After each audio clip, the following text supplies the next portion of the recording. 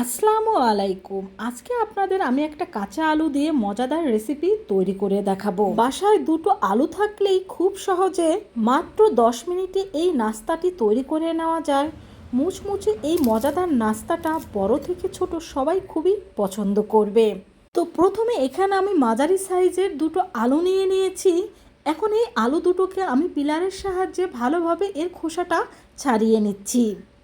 আলু দিয়ে এই নাস্তাটা কাউকে তৈরি করে খাওয়ালে দেখবেন বারবার এই নাস্তাটাই সবাই খেতে চাইবে, আর বাচ্চারা তো এই নাস্তাটা খুবই পছন্দ করবে।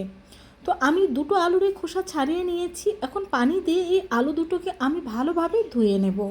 ধুয়ে নেওয়ার পর এই আলু দুটোকে আমি কেটে নেব। তো প্রথমে আমি একটা আলু আপনাদের কেটে দেখিয়ে দিচ্ছি, আর একইভাবে আমি আরেকটা আলুও কেটে নেব। এই আলুটা ঠিক আমরা যেভাবে ফ্রান্স ফ্রাই তৈরি করে থাকি ঠিক সেইভাবে করেই কেটে নেব।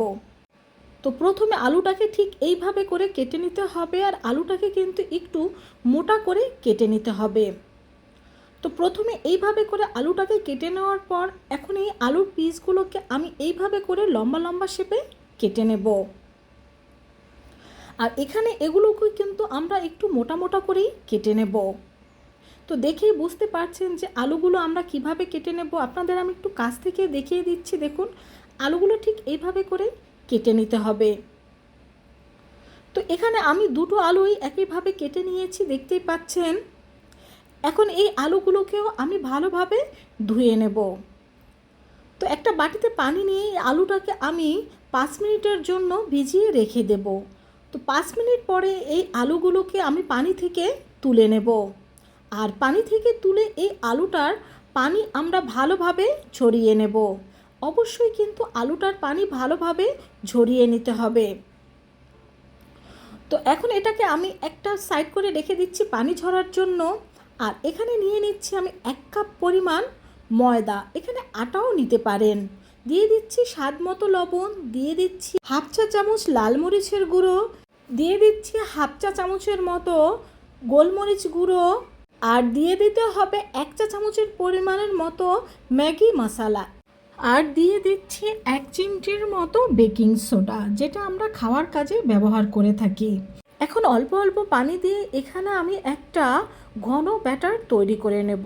আর বন্ধুরা, এখানে কিন্তু অবশ্যই তোমরা ম্যাগি মশলাটা ব্যবহার করার চেষ্টা করবে, কারণ এই ম্যাগি মশলাটার কারণে কিন্তু এর স্বাদ বহু গুণে বেড়ে যায়। আর তোমাদের হাতের কাছে যদি এই ম্যাগি মশলাটা না থাকে, সেক্ষেত্রে তোমরা নুডলসের ভিতরে যেই মশলাটা থাকে সেই মশলাটাও ব্যবহার করতে পারো।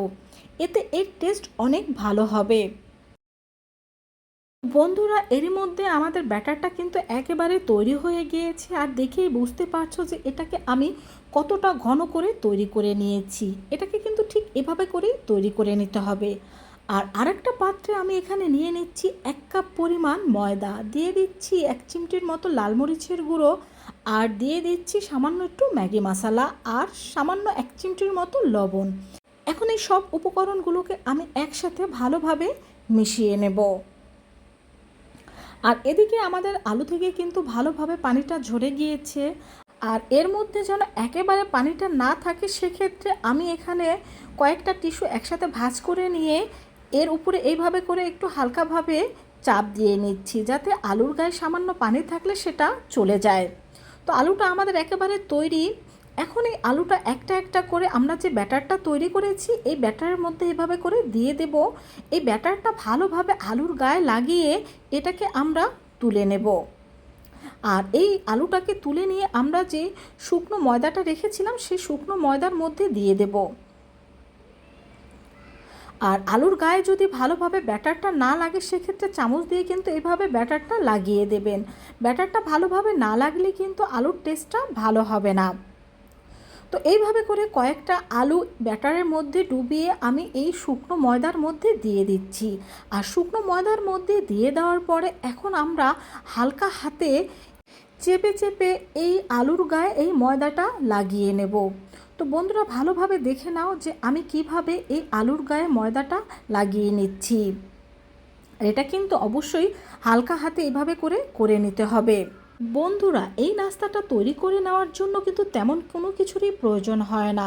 আমাদের প্রত্যেকেরই বাসায় আলু, আটা বা ময়দা থাকে, আর এগুলো দিয়েই কিন্তু আমরা ভিন্ন ধরনের এই নাস্তাটা তৈরি করে নিতে পারি।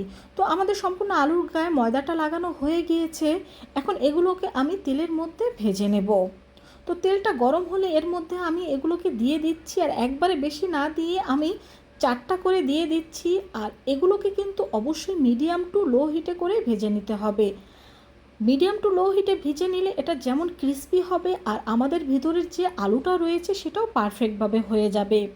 হাই হিটে বা মিডিয়াম হিটে ভেজে নিলে দেখা যাবে এর ওপরে তাড়াতাড়ি কালার চলে আসছে, কিন্তু ভেতরে আমাদের আলুটা পারফেক্ট হবে না। তো মাঝে আমি আলুটা কিন্তু উল্টে দিয়েছি, নিশ্চয়ই দেখতে পেয়েছো। এরই মধ্যে আমাদের এই আলুগুলো কিন্তু একেবারে পারফেক্টভাবে ভাজা হয়ে গিয়েছে। এখন এগুলোকে আমি তুলে নেব। আর একইভাবে আমাদের যতগুলো আলু রয়েছে সব আলুগুলোই আমি ভেজে নেব। তো তৈরি হয়ে গেল আমাদের মুচমুচে মজাদার আলুর নাস্তা। এটা খেতে এতটাই মজাদার হয়ে থাকে যে দেখবে বাচ্চাদের তৈরি করে দিলে ওরা বারবার শুধু এটাই খেতে চাইবে। আর এটা কতটা মুচমুচে হয়েছে সেটা তোমাদের আমি দেখিয়ে দিচ্ছি। আর প্রত্যেকটা নাস্তাই কিন্তু এরকম আমাদের মুচমুচে হয়েছে। আর ভিতরের আলুটাও কিন্তু পারফেক্টভাবে একেবারে সিদ্ধ হয়ে গিয়েছে। আর এটা কি টমেটো কেচাপ দিয়ে খেতে কিন্তু আরও অনেক বেশি মজাদার হয়ে থাকে। তো আশা করছি রেসিপিটি তোমাদের খুব ভালো লেগেছে। ভালো লাগলে অবশ্যই কমেন্ট করে জানাবে। সবাই ভালো থেকো। আল্লাহ হাফেজ।